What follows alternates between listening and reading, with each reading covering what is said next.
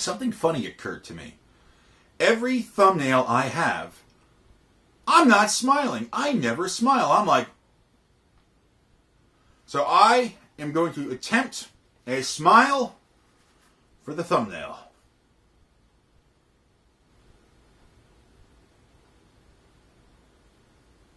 Nah, that's creepy. I can't do it. Now I just feel stupid. Okay.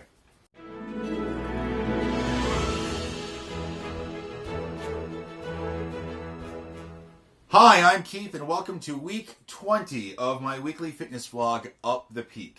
A lot happened this week, but before we get into that, I want to thank a subscriber of mine, Joshua Reel. Joshua was really awesome this week, and he sent me a Fitbit Flex 2 because he had an extra one, and he has been following the channel, and he wanted to help me out, and it has been proven to be quite useful. Joshua, thank you very much. It is most epic of you. So as I go into week 20, let's start off with the weigh-in. I weighed in at 284.7 pounds. I was so blown away by this, I had to double check it. The guy who weighs me also checked his weight to make sure that his weight was right, because it didn't seem possible. Like, this is like one of the biggest leaps with the weight loss I've had in a while. And truthfully, all I wanted was to be below that 292, my lowest from 2016. And to see I far surpassed that was really kind of exciting. So this week, to celebrate the 20 weeks, I wanted to do something quite different, something I haven't done before, something to really test my abilities. On, I would say, day 3, while I was doing my walk, I thought, wouldn't it be cool, is if, because this is week 20, if I tried to take on 20 laps around the fairgrounds. Now, 20 laps is just over 20 miles because each lap is slightly over a mile. So I thought, I will set out a goal, and by the end of this week, I will try to do the 20 laps. Well, if you follow me on Facebook, Instagram, and Twitter, then you already know. On day 7 of week 20, I stood up to the challenge and I went for the 20 laps. I did a lot of posts about it on Instagram that carried over to Facebook and Twitter.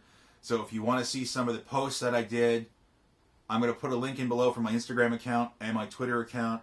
You can see the progression throughout the day, how I started off all bright-eyed and chipper. It is a perfect day for this.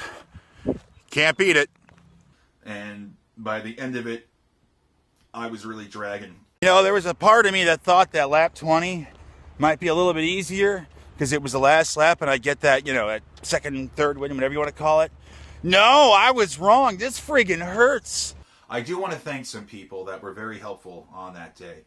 First, I want to thank my friend Julie. Julie is someone that walks with me sometimes. Julie did a 5K walk earlier that day. Now, a 5K walk is 2.5 miles. Well, Julie did 2 laps. So she did 5 miles on a walk before she even came to the fairgrounds and did a lap with me. She's an awesome woman. She's been a really good friend, and I really appreciate her. So, Julie, thank you so much. You have been wonderful. I'd also like to thank my mother. Always thank your mom. Now, my mom was watching the progress throughout the entire day. So somewhere around lap 17, I was almost out of water.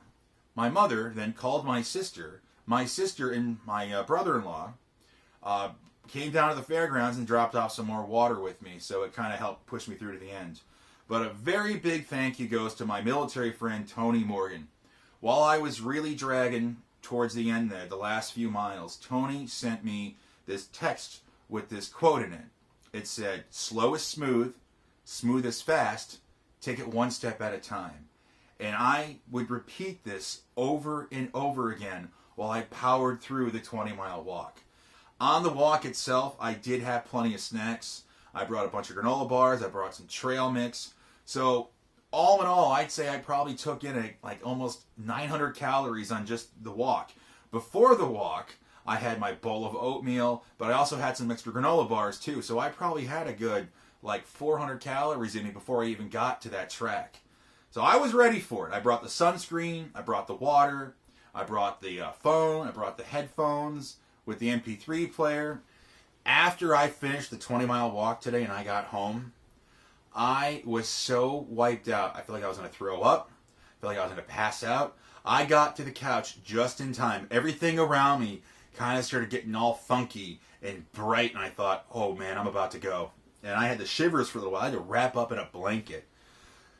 A good remedy for that, I went to use my brother-in-law's hot tub. Oh, hot tub is so nice. We call it the Lazarus pit, like Ra's al Ghul and Batman in the comics. That's how he resurrects himself. Well, whenever I push really hard, I go soak in the hot tub for a little while, and it helps me right out. Now, one of the things I said pretty early on in the walk was, if I pull this off, I'm getting a steak when I'm done. I pull this off, I think I'm going to get a steak tonight.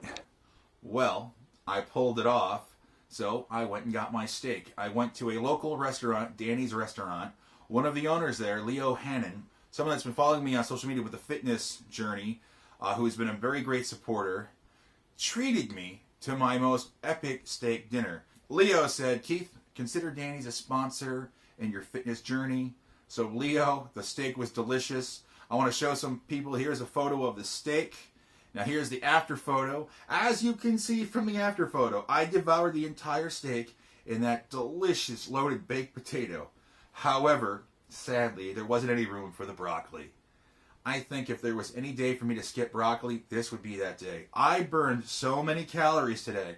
I could pretty much eat whatever I wanted, but it was important not to overdo it too much.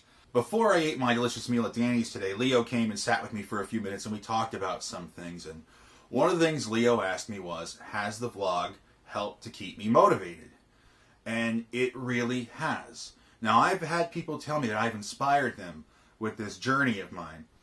Truth be told, all of you have kept me inspired and kept me motivated. I don't know if I would have got this far without you. I truly don't. I am currently 122.7 pounds down from where I was at the end of January. And I'm almost 180 pounds down from my heaviest when I was the 464. This is the most amount of weight I have ever lost at one time. So I owe every single one of you who watches, clicks, likes, comments, I owe you a huge thank you, because I really don't think I could do this without you. This week in Cool, John David Glaude, also known as Obese to Beast, was very gracious enough to tweet about me. I have been trying to get his attention for a while now. This guy is like the king of YouTube fitness. At least he is to me. As I've been making all this progress, I've sent him tweets like, hey, check me out, check me out. The guy is obviously really busy. Not only is he managing his fitness empire, he's on Instagram, he's on Twitter, he's on Facebook, he's of course on YouTube. So it's understandable if the guy is too busy to notice everything. I'm sure he gets flooded with people every day like, hey, check me out. But this was my lucky day because John was gracious enough to not just like and retweet my tweet, but to send out a tweet about my tweet, which was most excellent of him. And I picked up like 5 more subscribers as a result of that, including the man himself, Obese to Beast, is now one of my subscribers. To have him as a subscriber is almost like this validation for what I'm doing. I really appreciated that. It was awesome of you, and I can't thank you enough for it. I have decided, because the weight loss has gone so well, because I've been amping up with the physical part of things, I have been jogging a lot more. I'm not jogging 2 miles a day every day yet, but the plan is to, by the end of June, to jog 2 miles every single day and work it in with the walk. If I can achieve that by July 1st, I'm hoping to upgrade the jog to 3 miles a day, maybe even more than that. If I can hit a target weight of under 250 pounds by August 1st, I am going for Long's Peak the middle of August. This week was a test run. Walking the 20 miles non-stop took me just over 7 hours. Now going up a mountain is dramatically different. I'm going to be going at an incline. There's going to be altitude. There's going to be all kinds of things to focus on. But I'm not going to just power through from the bottom to the top. I'm going to stop. I'm going to take breaks.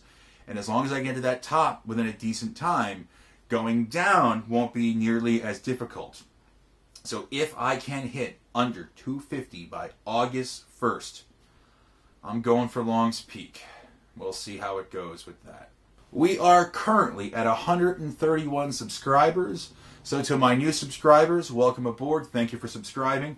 To my older subscribers, thanks for sticking around. To all the people that actually watch the videos all the way through to the end, you're awesome. Thank you, everyone, from the bottom of my heart, truly. I couldn't do this without you. And having the people on board that I do has meant the world to me. I really, truly hope that I don't disappoint you. But most importantly, I hope I don't disappoint myself. My name is Keith. This has been week 20 of Up the Peak. I will be back here next week for week 21. Until then, have a fantastic week.